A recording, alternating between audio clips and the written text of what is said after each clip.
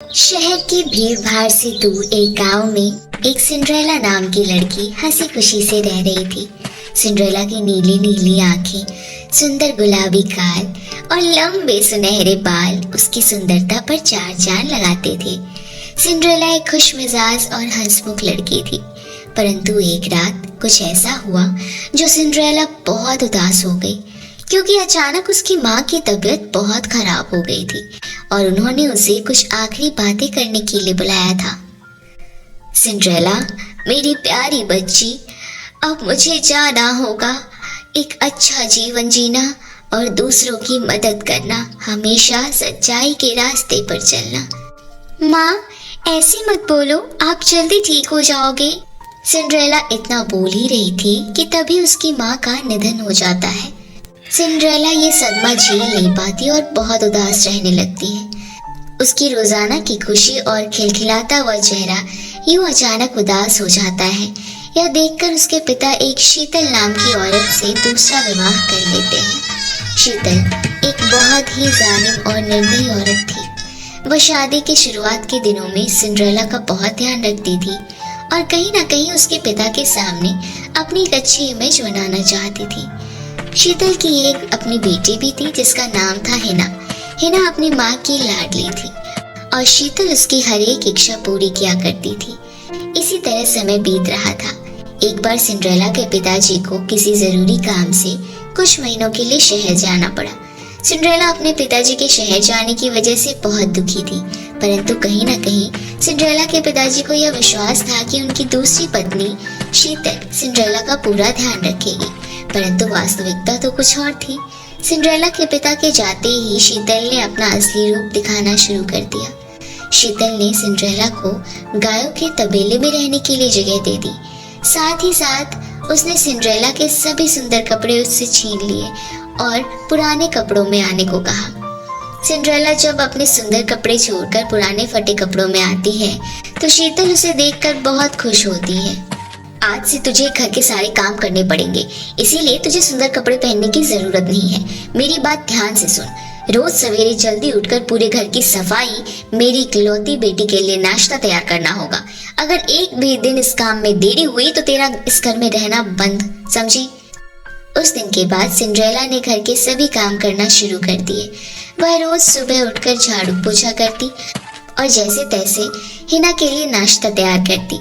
क्योंकि सिंड्रेला शुरू से ही अपनी माँ की लाडली थी, इसीलिए उसे घर के कामकाज नहीं आते थे, जिस वजह से शुरुआत में सिंड्रेला को बहुत ही दिक्कतों का सामना करना पड़ा। जबकि दूसरी तरफ शीतल की इकलौती बेटी हिना को घर के एक भी काम नहीं करने पड़ते, बस वह बिस्तर पर पड़े पड़े खाती रहती थी और कूड़ा करती थी। हिना सिंड्रेला की सुंदरता से बहुत जलती थी और हमेशा उसका बुरा चाहती थी। सुबह से शाम तक घर के काम करने की वजह से सिंड्रेला की हालत बहुत गंदी हो जाती थी और उसमें से पसीने की बदबू भी आती थी। सिंड्रेला, तुमने कभी अपनी शक्ल आईने में देखी है? कभी तुम इतनी बदबूदार गंदी हो? तुम्हें अपने गंदे से चेहरे पर शर्म आनी चाहिए। मुझे देखो, मैं कितनी साफ सुथरी हूँ, मेरे कपड़े भी ब्रांडेड और महंगे हैं। तुम्हारी औकात मेरे आगे एक भिखारिन की तरह है, समझी? इसी तरह हिना और शीतल दोनों मौका ढूंढ ढूंढ कर सिंड्रेला का अपमान किया करती थी। एक दिन सिंड्रेला सभी के लिए खाना परोस रही थी, साथ ही साथ उसे बहुत भूख भी लगी थी क्योंकि उसने सुबह से कुछ खाया नहीं था। माँ, क्या मैं इसमें से कुछ खाना खा सकती हूँ? मुझे बहुत जोरों से भूख लगी है। नहीं, हमारे इस खाने को हाथ लगाने की कोई जरूरत नहीं है। तुझे कितनी बार बताया है कि तुझे सिर्फ बचा हुआ खाना खाना ही मिलेगा। अगर इसमें से कुछ बचा तो मैं तुझे आवाज लगा दूंगी। अब चल जा यहाँ से, कल मुंही कहेगी। सिंड्रेला तबेले में अकेली रहने की वजह से उसकी दोस्ती कुछ चिड़िया और चूहों से हो जाती है। सिंड्रेला दिल की बहुत साफ थी। उसे खाने के लिए बचा कुचा खाना ही मिलता था। उसमें से भी आधा हिस्सा वो अपने दोस्तों, चूहों और चिड़ियों के लिए रखती थी। खाओ मेरे प्यारे चूहों, मुझे पता है तुम भी मेरी तरह भूखे और प्यासे होंगे और फिर तुमसे तो कोई पूछने वाला भी नहीं है। इसी तरह समय बीत रहा था। मोहल्ले में राजा का एक सैनिक आता है और घोषणा करता है, सुनो सुनो सुनो, राजा ने अपने बेटे के 18वें जन्मदिन पर एक पार्टी का आयोजन किया है। इस शुभ फंक्शन में राजा ने गांव की सभी लड़कियों को आमंत्रित किया है। जो भी लड़की राजकुमार को पसंद आएगी, राजकुमार उसे अपना जीवन साथी बनाएंगे। यह खूबसूरत समाचार सुनकर गांव की सभी लड़कियां खुश हो जाती है। सिंड्रेला भी यह सुनकर बहुत खुश होती है, परंतु वह जानती थी कि उसकी सौतेली माँ उसे कभी इस फंक्शन में जाने नहीं देगी। सिंड्रेला सारी हिम्मत जुटाकर फिर भी एक बार पूछने की कोशिश करती है, माँ, क्या मैं भी पार्टी में जाने के लिए तैयार हो सकती हूँ? क्या तुम पार्टी में जाना चाहती हो? राजा ने सुंदर और आकर्षक लड़कियों को बुलाया है। उन्हें किसी काम वाली की जरूरत नहीं है, परंतु अगर तुम फिर भी जाना चाहती हो तो तुम्हें मेरी बेटी हिना के लिए एक सुंदर सा गाउन सिलना होगा। उसके बाद ही मैं तुम्हें जाने की परमिशन दूंगी। सिंड्रेला अपनी माँ की इस बात से बहुत खुश थी, क्योंकि आखिरकार शीतल ने उसे पार्टी में जाने की इजाजत दे दी। वह जल्दी से अपने तबेले में जाकर हिना के लिए एक सुंदर सा गाउन सिलने की तैयारी करती है। सिंड्रेला रात भर जागकर हिना के लिए गाउन सिलती है और आखिरकार सुबह होते होते एक सुंदर सा गाउन तैयार हो जाता है। ये लीजिए माँ, हिना बहन के लिए मैंने यह गाउन तैयार कर दिया है। वाह, तुमने तो बहुत सुंदर गाउन तैयार किया है। हिना अपने कमरे में ही होगी, तुम जल्दी से उसे तैयार कर दो। मेरी बेटी दुनिया की सबसे सुंदर और खूबसूरत लड़कियों में से एक लगनी चाहिए। सिंड्रेला अपनी माँ की एक और बात मानकर हिना को तैयार करने में लग जाती है। अरे सिंड्रेला, तुम इतनी जल्दी में क्यों लग रही हो? जल्दी से मेरे बाल बना दो। हाँ बहन, रुको, मैं अभी तुम्हें तैयार कर देती हूँ। सिंड्रेला हिना को बहुत सुंदर सा तैयार कर देती है। सिंड्रेला हिना को बहुत सुंदर सा तैयार कर देती है। वाह, यह गाउन तो मेरी बेटी पर बहुत खिल रहा है। सुन सिंड्रेला की बच्ची, मैं और मेरी प्यारी बेटी दोनों महल में पार्टी अटेंड करने के लिए जा रहे हैं। तुम हमारे लौटने तक घर के सभी बचे हुए काम कर लियो, समझ गई? परंतु माँ, मुझे भी तो फंक्शन में जाना है। क्या तू फंक्शन में जाना चाहती है? पागल लड़की, क्या तू भी फटे कपड़े पहनकर जाएगी महल में? इस हालत में तुझे महल का एक सिपाही भी पसंद नहीं करेगा। और फिर मुझे पूरा विश्वास है राजकुमार मेरी बेटी की सुंदरता को देखते ही उसका दीवाना हो जाएगा। तेरा वहाँ कोई काम नहीं है, चुपचाप घर पर रह, समझी? इतना कहकर वो माँ बेटी राजमहल में जाने के लिए निकल गए। यहाँ दूसरी तरफ सिंड्रेला का रो रो कर बुरा हाल हो रहा था। वह अपने कमरे में अपनी माँ की तस्वीर के आगे बहुत जोर जोर से रो रही थी।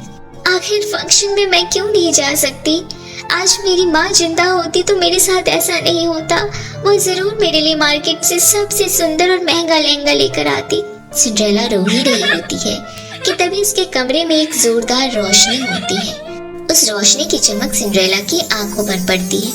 वह सिंड्रेला उस प्रकाश को देखकर देखती रहती है कि तभी वहाँ एक परी प्रकट हो जाती है। सिंड्रेला, रो मत, मुझे बताओ तुम्हें क्या तकलीफ है, मैं तुम्हारी मदद करना चाहती हूँ। तभी सिंड्रेला सारी कहानी परी को सुनाती है। यह सब सुनने के बाद परी को सिंड्रेला पर बहुत दया आती है। तुम्हें चिंता करने की कोई जरूरत नहीं है, तुम भी राजमहल में जरूर जाओगी। क्या मैं पार्टी में जाऊंगी? परंतु वह मेरी हालत तो देखो। उसकी फिक्र छोड़ दो, मैं हूं ना, तुम सब मुझ पर छोड़ दो। उसके बाद परी अपना जादुई छड़ी घुमाती है और वहाँ एक सुंदर सा लहंगा और सैंडल जादू से आ जाता है। वह लहंगा और सैंडल देखने में बहुत ही खूबसूरत थे।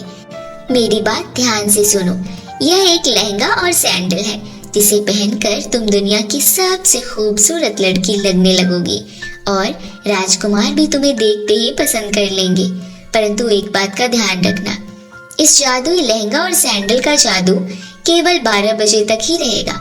उसके बाद तुम अपने पुराने वास्तविक रूप में आ जाओगी। और हाँ, मैंने अपने जादू से तुम्हारे घर के बाहर तुम्हारे लिए एक घोड़ा गाड़ी खड़ी कर दी है। तुम जल्दी से तैयार होकर राजमहल फंक्शन में चली जाओ। सिंड्रेला परी की बातों से बहुत खुश होती है और उसे जादुई लहंगा और सैंडल के लिए धन्यवाद देती है। परी के जाने के बाद सिंड्रेला जल्दी से वह जादुई लहंगा और सैंडल पहन लेती है।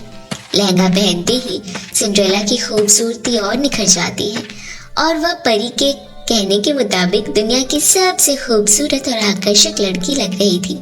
सिंड्रेला तैयार होकर अपने दरवाजे पर जाती है। वहाँ घोड़ा गाड़ी उसका इंतजार कर रहा होता है। सिंड्रेला उस गाड़ी में बैठकर जल्दी से राजमहल पहुंच जाती है। सिंड्रेला जैसे ही राजमहल में प्रवेश करती है, राजमहल की सुंदरता उसे बहुत अच्छी लगती है। अंदर राजमहल में और भी सुंदर सुंदर लड़कियां आई हुई थी, परंतु सिंड्रेला की सुंदरता के आगे उन सभी की सुंदरता फीकी लग रही थी। सभी लड़कियों की नजर राजकुमार से हट ही नहीं रही थी। पार्टी में हिना, लक्ष्मी भी आए हुए थे, परंतु वो सिंड्रेला की खूबसूरती के आगे उसे पहचान न सके और बस एकटक उसे देखते ही रहे। तभी राजकुमार की नजर सिंड्रेला पर पड़ती है। राजकुमार को भी सिंड्रेला बहुत भाती है, इतनी भाती है कि पहली नजर में उनका दिल सिंड्रेला पर आ जाता है। राजकुमार सिंड्रेला के पास जाकर बोलते हैं, हे ब्यूटीफुल गर्ल, क्या तुम मेरे साथ डांस करना पसंद करोगी? क्यों नहीं राजकुमार जी, मुझे आपके साथ डांस करके खुशी होगी। उसके बाद राजकुमार और सिंड्रेला साथ में बहुत मजे और डांस भी करते हैं। सिंड्रेला राजकुमार के साथ डांस में इतनी मगन थी कि उसे समय का पता न चला। तभी अचानक सिंड्रेला की नजर घड़ी पर पड़ जाती है। 12 बजने में केवल 10 मिनट बाकी थे। हे भगवान, परी ने कहा था 12 बजते ही मैं अपने फटे पुराने कपड़े में आ जाऊंगी, मुझे जल्दी से निकलना चाहिए। तभी सिंड्रेला वहां से भागकर निकलने की कोशिश करती है। यह देखकर राजकुमार कहते हैं, क्या हुआ सुंदर युवती, मेरी बात तो सुन लो जरा, कहाँ जा रही हो? परंतु सिंड्रेला किसी की नहीं सुनती और घर की तरफ दौड़ने लगती है। जल्दी जल्दी में सिंड्रेला की एक सैंडल राजमहल में ही छूट जाती है। राजकुमारी का पीछा करते हुए राजकुमार को सैंडल मिल जाती है और वे उसे संभाल कर रख लेते हैं। यहाँ घर आकर सिंड्रेला मन ही मन राजकुमार के बारे में सोच रही होती है, क्या मैं दोबारा राजकुमार से मिल पाऊंगी? क्या राजकुमार ने मुझे पसंद किया भी होगा? सिंड्रेला की यह बातें सुनकर पास खड़ी गाय बोलती है, राजकुमार तुम्हें जरूर पसंद करेंगे, जल्दी ही वह तुमसे मिलने भी आएंगे। गाय की यह बात सच निकलती है और महल में राजकुमार अपने सभी सैनिकों को राजकुमारी की वह सैंडल देकर ढूंढने के लिए भेजता है। चलो सैनिकों, हमें हमारी होने वाली पत्नी की तलाश है। तुम सभी यह सैंडल लेकर घर घर जाओ और पता करो किसकी सैंडल है यह। सैनिक ऐसा ही करते हैं और वह सिंड्रेला के घर पहुंच जाते हैं। आइए आइए, यह सैंडल तो मेरी बेटी हिना का ही है। सैनिक हिना को वो सैंडल पहनने को देते हैं। हिना सैंडल पहनती है, परंतु वह सैंडल उसके पैर में फिट नहीं बैठती। फिर भी हिना बोलती है, लो देख लीजिए, मैंने कहा था ना यह सैंडल मेरी ही है। तुम्हें झूठ बोलने की कोई आवश्यकता नहीं है, वह हमें साफ नजर आ रहा है, इसीलिए सैंडल तुम्हारा नहीं है। इतना कहकर सैनिक वापस जा रहे होते हैं कि तभी उनकी नजर सिंड्रेला पर पड़ती है। ए लड़की, तुम कौन हो? जल्दी से यहाँ आकर यह सैंडल पहनकर दिखाओ। अरे यह हमारे घर की नौकरानी है, इसे सैंडल पहनने की क्या जरूरत है? तुम चुप हो जाओ, यह राजकुमार का आदेश है कि गांव की एक भी लड़की बचनी नहीं चाहिए, सबको यह सैंडल पहनाकर दिखाई जाए। सिंड्रेला जैसे ही वो सैंडल पहनती है, उसके पैरों में वो सैंडल सेट हो जाती है। ए लड़की, क्या यह सैंडल तुम्हारा है? हाँ, ये सैंडल मेरा ही है, जो जल्दीबाजी में मुझसे राजमहल में छूट गया था। फिर सैनिक सिंड्रेला को राजमहल ले जाते हैं। सिंड्रेला को देखकर राजकुमार कहते हैं, आखिरकार मैंने तुम्हें ढूंढ ही लिया, तुम मुझे सबसे सुंदर लगी। मैं चाहता हूँ कि तुम हमारे राज्य की रानी बन जाओ। क्या तुम मुझसे शादी करोगी? सिंड्रेला खुश होकर राजकुमार से शादी के लिए हाँ बोल देती है और इस तरह दोनों की हंसी खुशी शादी हो जाती है और राजकुमार और सिंड्रेला अपने आगे का जीवन हंसी खुशी से बिताते हैं।